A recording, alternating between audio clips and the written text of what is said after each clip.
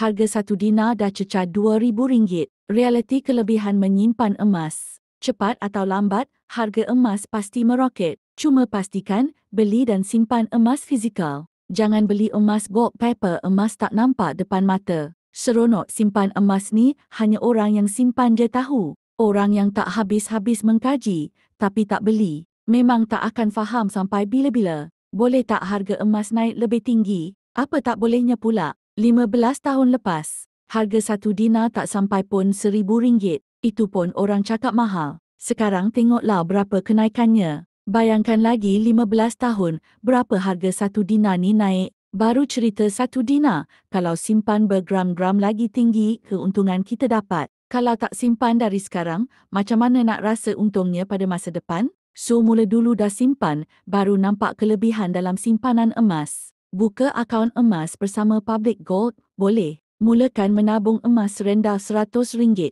dan ke atas boleh miliki emas fizikal. Klik link di bio RD Aminuddin sekarang.